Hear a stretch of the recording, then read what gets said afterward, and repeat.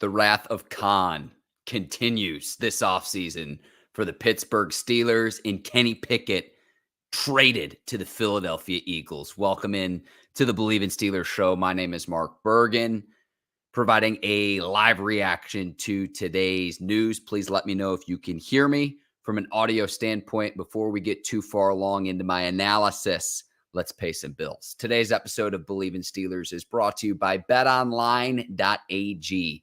March Madness is pretty much here. We're into conference tournament play. And if you want to place a bet on any of the action, betonline.ag is the place to do it. Use our promo code Bleav, that's B-L-E-A-V. You can see that on your screen right now to receive your 50% welcome bonus on your first deposit. BetOnline, where the game starts. Also, cut.com. It's a social betting app. Very excited to have cut.com as a presenting sponsor of the Bleav in Steelers show. And if you're placing a bet on any of the action, it's fun to share that with family members and friends. Cut.com allows you to do just that.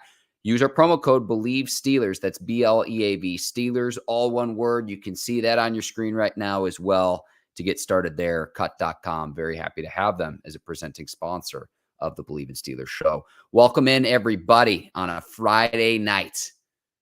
And this news about Kenny Pickett heading to the Philadelphia Eagles, to me, outlines several things. Number one, Kenny Pickett, when he was selected in the 2022 draft, was Kevin Colbert's parting gift for the Steelers, thinking that he had the heir to Ben Roethlisberger. He was Kevin Colbert's selection before Omar Khan took over as the general manager. I want to point that out first and foremost.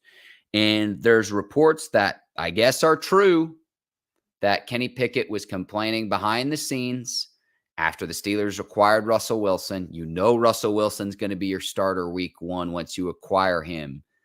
But here's what I would say to Kenny Pickett, and I get it from a contract standpoint. He's going to make way more as a starter, and he's trying to secure his position and make a name for himself as a quarterback in the league.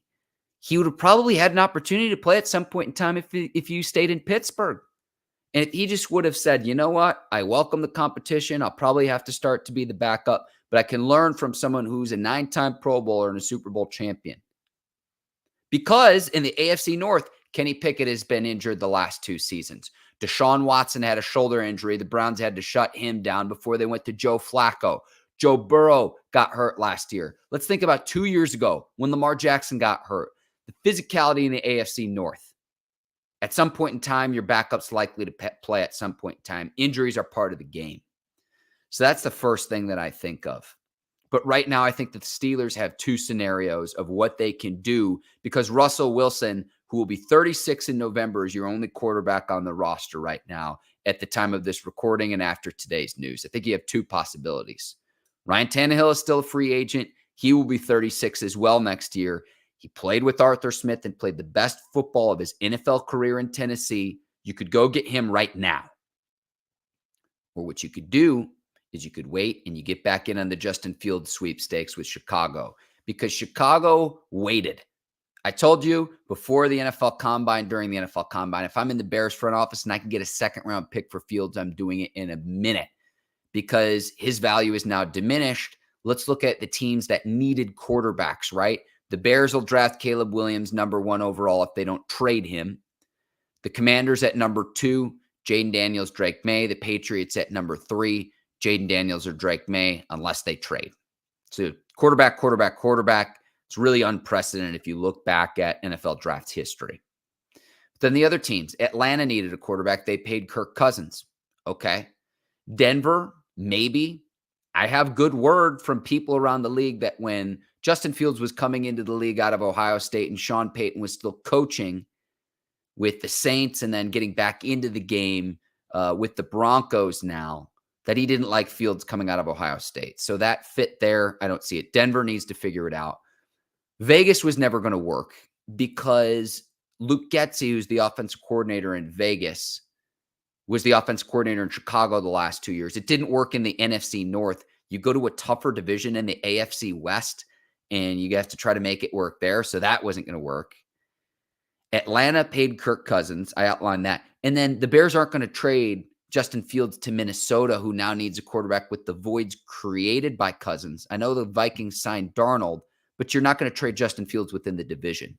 to a team that you have to play twice a year. So if the Steelers want to trade for Justin Fields, who are they competing against? I've said this for weeks now here on the Bleav in Steelers show.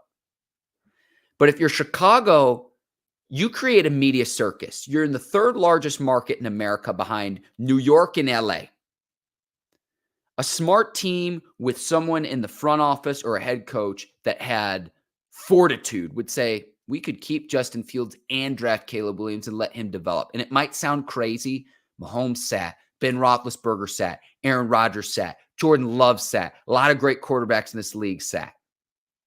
And I get that with the number one pick. You want to see what the rookie can do right away. I get that. But the media circus it'll create in Chicago won't work. Because in Chicago, for the last 30 years of my life, I grew up in the suburbs of Chicago. The Bears fans love the backup quarterback, regardless of who's on their roster. And there's an old slogan, if you have two quarterbacks, you don't have one. So if you're Pittsburgh and you want to go get Justin Fields and you want to be shrewd in your negotiation, who are you competing against? And that's the question I would continue to ask if there's conversations between the Steelers GM, Ryan Poles, and the Steelers GM, Omar Khan, and the Bears GM, Ryan Poles. That's where I'm at with all of this. Because who are you competing against? There were reports that the Bears wanted a first-round pick, and then it was a second-round pick. Now could they even get a third or fourth-round pick for Justin Fields? Straight up. Straight up. And I know I read a report today that Philly inquired about Fields because they needed someone to back up Jalen Hurts. That will now be Kenny Pickett. But you can't go into this offseason with Russell Wilson and two rookies. I do think that the Pittsburgh Steelers will draft the quarterback on day or two or day three of the NFL draft. But I would not want to go into the season with Russell Wilson and two rookies. So then who are the veterans that you could bring in? And let me pull this up on my screen right now. You can see Ryan Tannehill's name at the top of the list. He's probably the most accomplished of the quarterbacks that are still unrestricted free agent. Teddy Bridgewater, maybe, but what does that really do for you other than just provide depth? Tyler Huntley, Brian Hoyer, Josh Dobbs is a possibility too to bring him back to Pittsburgh. Nate Sudfeld, Blaine Gabbert, Carson Wentz, Kyle Allen, Trevor Siemian, AJ McCarron, Matt Barkley. This list isn't all that impressive, is the point that I would make. I think you have two possibilities if you're Pittsburgh. Sign Ryan Tannehill or trade for Justin Fields to round out this roster. And the Steelers fans that might be angry or upset with all of this because today's news is shocking. Would you rather go into this season with Russell Wilson in either Fields or Tannehill, which is what I think the two possibilities are, or have gone into the season with Kenny Pickett and Mason Rudolph? And I credit Mason Rudolph for getting his contract with the Titans. He'll be a fine backup to Will Levis there. But on paper, and when you look at the contract of Russell Wilson, the Steelers are only paying him $1.2 million for the 2024 season. It's very aggressive. It's a roll of the dice. I'd rather have Wilson in either Tannehill or Fields than Pickett and Rudolph. And the reason I say that too is how the rest of the league values those quarterbacks on an open market. It's the reality of the situation, what the Steelers are doing. And the Steelers get back a third-round pick.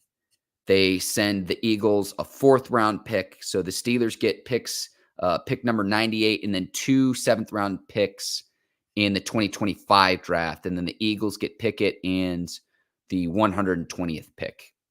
If you're the Steelers and you maybe trade up now, what's going to be interesting is to see how aggressive the Steelers are if one of the top quarterbacks falls, because right now I really see it as Caleb Williams will go number one. Your two quarterback is between Jaden Daniels and Drake May. There's debate of both. I think J.J. McCarthy will get drafted higher than he should, but then from there I think there's a drop-off when it comes to the rest of the quarterbacks in the draft. Those would be my top four. And I would probably go Williams. I actually like Drake May more than Jaden Daniels. I think Jaden Daniels was a 1 or 2 read option, and he has to learn how to slide in the league as well. I do think Daniels has more upside than Drake May. But I would actually like Drake May more when it comes to the quarterback position in this year's draft. That's just my opinion. But what if May fell out of the top 3? Then what happens? How aggressive could Pittsburgh be potentially to trade up in the draft? I wouldn't rule anything out with Omar Khan because he's operating a lot differently than Kevin Colbert had done, his predecessor, for the last 20 years of Steelers football. But when Kenny Pickett's complaining, I wanted to see what Kenny could do with Arthur Smith this year as an offensive coordinator. But I go back to, and I go back to this. 6 touchdown passes in year 2, it's not going to cut it. Because Ben Roethlisberger did that in a single game. Mitch Trubisky, when he was in Chicago, did that in a single game. 6 touchdown passes. Total for Kenny Pickett. And then you complain? No, because again, Omar Khan wasn't the GM when the Steelers drafted Pickett. New GMs, new coaches, they want to bring in their people a lot of times in the NFL. New people to say, oh, well, that was my selection. And this news is very shocking today. Like if you would have said, Mark, how do you foresee the Steelers offseason playing out? It would not be this scenario. But the wrath of Khan, the con artist, whatever you want to call him, he's been very aggressive. And to make a move like he did today, he probably has the chess moves X, Y, and Z of what he's going to do next, because you can't go into the season with Russell Wilson as your only quarterback. The Steelers will do something. I think Justin Fields is back in play for the Steelers. And then you have to find out real quick, though, because Tannehill, I don't know how much longer he'll last out on the open market. If Chicago wants too much for Justin Fields, if they want an arm and a leg, yeah, I don't really want 2 36-year-old quarterbacks going in next year for the Steelers, but it'd be for like 1 year.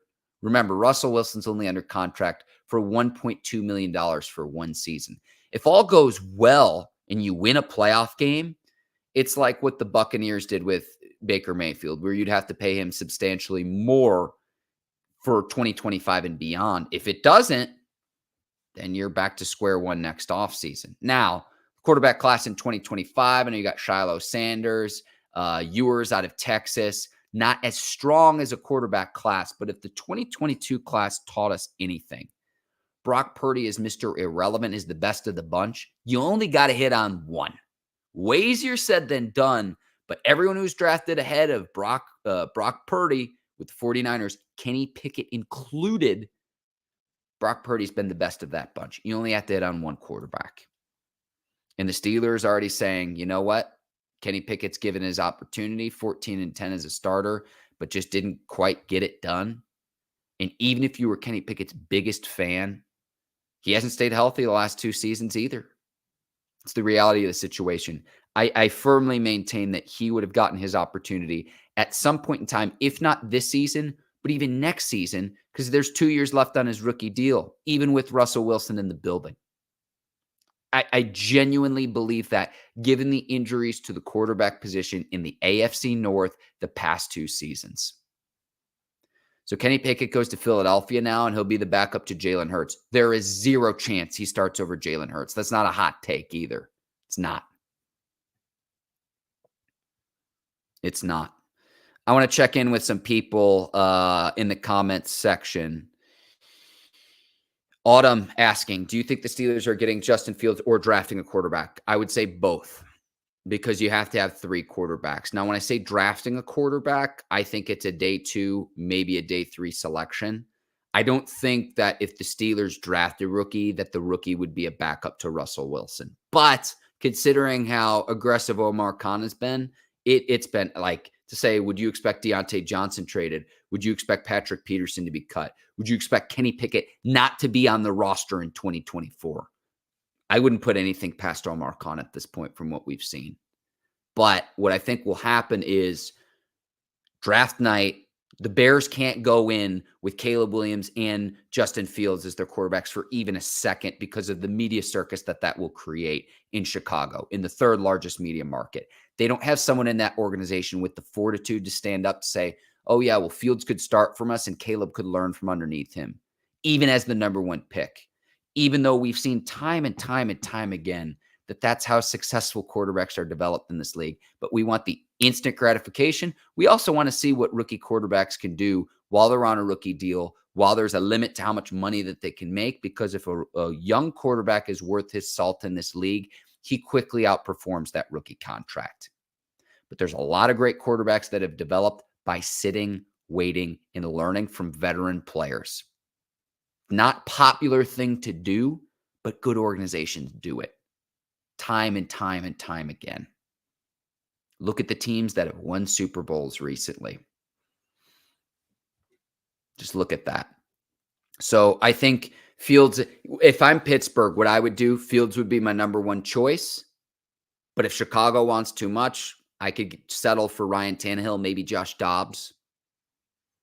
There's not very many free agent quarterbacks left, though. So the Steelers are going to have to act quickly just because you need someone behind Russell Wilson now.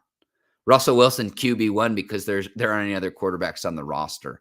And it would be one thing if you made this move and Mason Rudolph were still under contract, but he's in Tennessee now.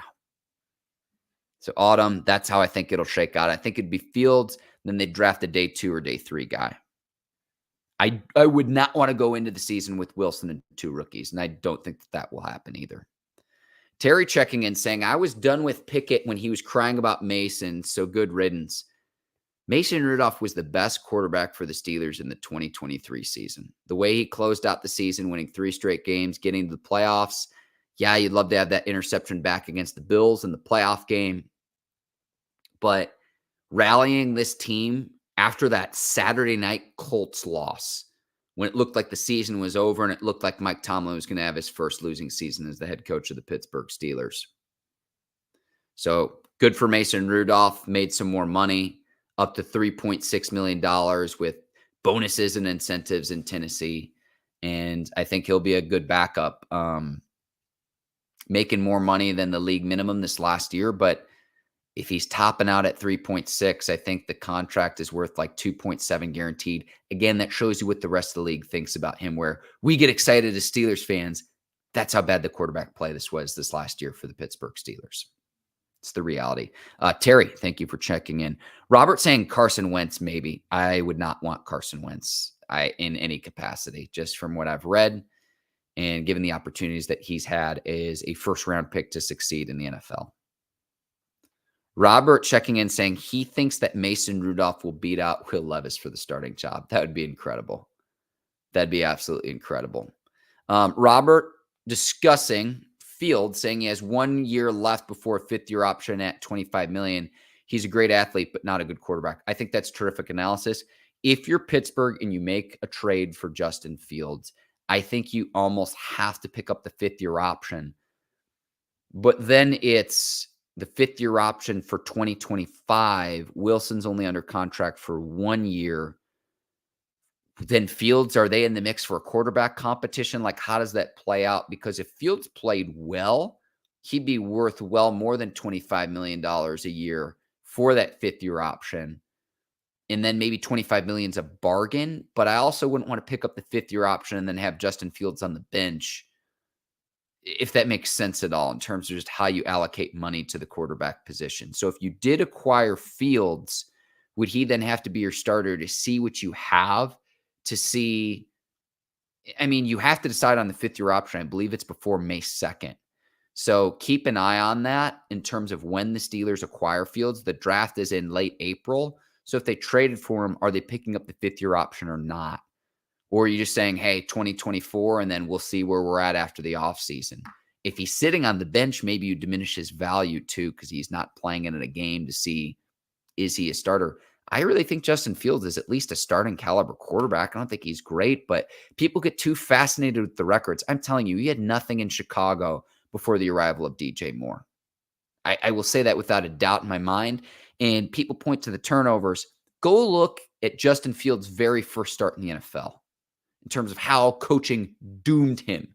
He was sacked 9 times by the Cleveland Browns. Myles Garrett had 4.5 sacks in a game. The Bears did Justin Fields no favors. They didn't. And that's just the reality of the situation. Joseph checking in saying, I don't get the hype with Fields. People trying to convince themselves that he's going to be the next Lamar Jackson. He turns the ball over a lot. And I don't see him anywhere being near the top 10 or even 15. That's it. Look, there's one Lamar Jackson. but you see it in flashes with Fields in terms of having the ability. And he's finally starting to put it together this last year in Chicago. I really Bleav that. I really do. But at some point, you are what you are. And yeah, I wouldn't want to pay a premium for him just given what he's shown us to this point. If you had better, like, look, the Steelers should have better weapons than the Bears. And one other thing, too, I didn't mention with the Bears and the negotiations, the Bears are going to want to get back from getting the worst end of the deal of the Chase Claypool trade, which led to the selection of Joey Porter Jr. So they're going to try to get the Steelers back because they did not get the better end of that bargain. And they trade Chase Claypool away. I think it was for like a 6th or 7th round pick to Miami. So if you're dealing with the Bears, just given the trade history with the Claypool trade, again, that led to Joey Porter Jr., that kind of has to be in the back of your mind if you're Chicago and if you're Pittsburgh. George saying that he likes Zach Wilson. Oh, boy. Trying to find that quarterback. And George, thank you for checking in. I appreciate your comment. What I would say is I also like Arch Manning. If we're talking about several years from now in the draft, Pittsburgh's got to already be identifying who that stud quarterback is in 2025 that they like, and who could be the guy this year's draft, a day 2 or day 3 guy that we're not talking about right now, that oftentimes they become better than the guys that are first-round picks. What's the success rate of drafting quarterbacks in the NFL? And if it were an exact science, more teams would have it figured out. But if you're Pittsburgh and trading for Fields, the reason I don't give up a premium is I don't think you're competing against any other team. But I think after today's move, you have to be back in the running to consider it, to give yourself viable quarterback options this season right now. This season right now. Because it's not even just injury with Russell Wilson. What if he is actually washed? We get excited with the 26 touchdown passes on paper when you're dinking and dunking down the field, when you're facing deficits because you have to play teams like the Kansas City Chiefs or the high-flying offense that you have with the Chargers and Justin Herbert.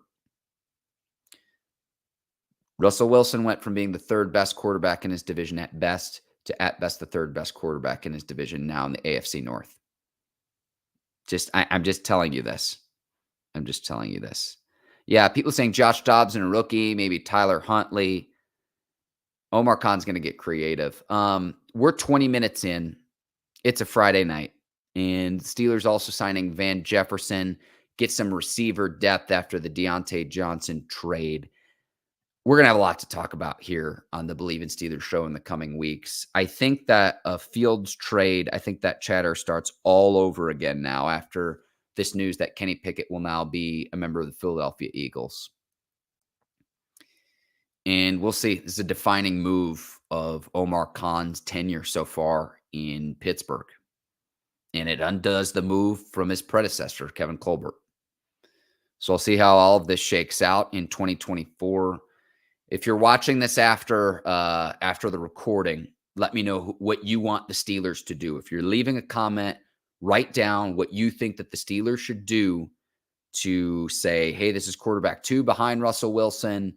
Are you on board with the Fields trade? Would you want to see Tannehill, Josh Dobbs?